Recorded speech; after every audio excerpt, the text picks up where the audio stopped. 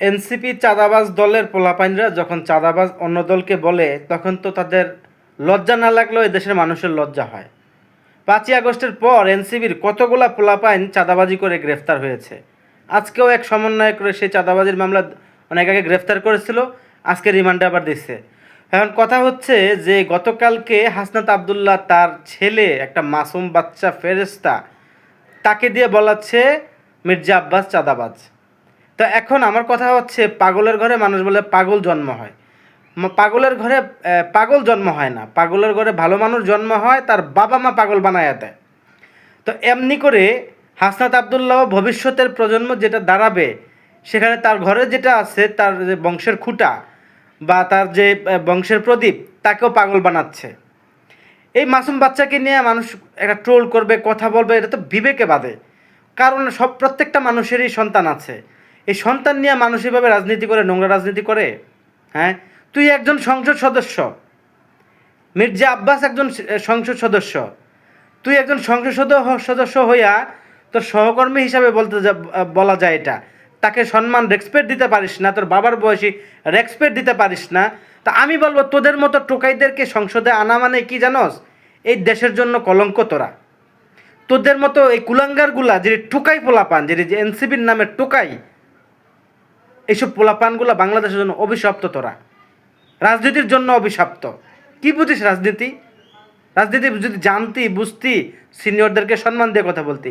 মির্জা আব্বাস কার থেকে চাঁদা চাইছে বলতে পারবি? একটা প্রমাণ দেখাতে পারবি? একটা অডিও রেকর্ড, একটা ভিডিও বা একটা ছবি? কার কাছ থেকে মির্জা আব্বাস চাঁদা চাইছে? তোদের কাছ থেকে চাইছিল? 5ই আগস্টের পর মির্জা আব্বাসকে যেভাবে তোরা হয়রানি করছিস, ইভেন এখনও করছিস, কি চাচ্ছিস তোরা? আবার কথায় কথা বলছিস যে তোরা তো জামাত শিবিরের বা এনসিবির লোকেরা আবার রাজপথে নেবে। তোর বাপের চাকর বাংলাদেশের মানুষ। হ্যাঁ, 5ই আগস্টে দেখছে না তোদের আসল রূপ? তোরা রাজনীতি করবি, সংসদে যাবি, এই বলে যদি রাস্তায় নামস, তোকে দেশের মানুষ তোকে মুখে মুইতা দেব, পেশাব করে দেব। তোরা যোগ্য সংসদ সদস্য হওয়ার?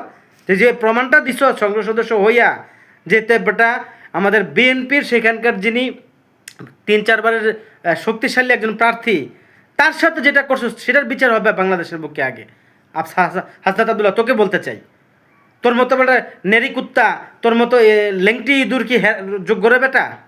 হ্যাঁ, তোর এলাকার মধ্যে তোর সন্ত্রাসী বাহিনী নির্বাচনের আগ থেকে শুরু করে দেখি না কি করছস তোরা? তুই কীভাবে জানিস একদিন আগে সেই প্রার্থীতা বাতিল হবে? তোর অবৈধ সে ফোন রেকর্ডগুলা, মেসেঞ্জারে ভয়েসগুলো ভাইরাল হয়েছে না?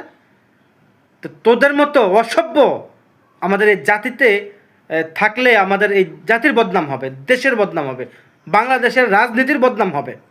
তো তোদের মতো এনসিপি, তোরা তো পুলিশ হত্যাকারী, তোরা দেশের সম্পদ নষ্টকারী, তোদের বিচার তো এই বাংলাদেশে হতেই হবে। আমাদের দল বিএনপিকে তোরা কি মনে করছিস নর্মাল? কথা বলে না, কিছু বলে না, চুপচাপ করে সহ্য করছে বলে কি বাদরের মতো কাঁধে উঠে গেছিস নাকি? বাদরের গল্প তো মনে আছে।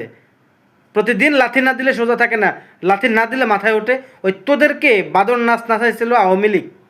সকালে এক লাথি, বিকালে এক লাথি, বিকালে রাতে আর এক লাথি, তখন তোরা সোজা ছিলি।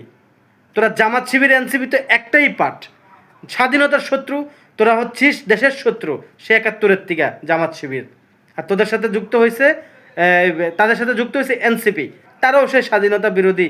তারা আমি মনে করি, আমি মনে করবো কেন, পুরো বাংলাদেশের মানুষই মনে করে, আমি সেই সাথে মনে করি। অনলাইনে দেখি তো তোদের ভিডিও নিয়েছে, পাবলিক লেখে না, সরাসরি বলে না।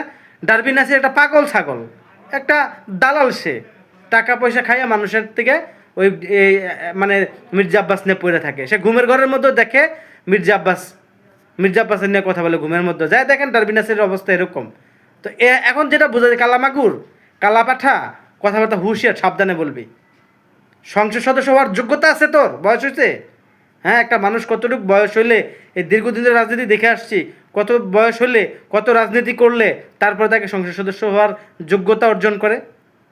জুলাই বেচ্চা খাইছস, জুলাইয়ের নামে যেই ভণ্ডামি প্রতারণা করছিস এই দেশের মানুষের সাথে, এসব বাটপারি প্রতারণা ছেড়ে সঠিকভাবে যদি রাজনীতি করতে পারিস করিস, না হলে রাজনীতি থেকে বেরিয়ে যা। তোদের মতো নোংরা নর্দমার কীট এদেশের মানুষ দেখতে চায় না।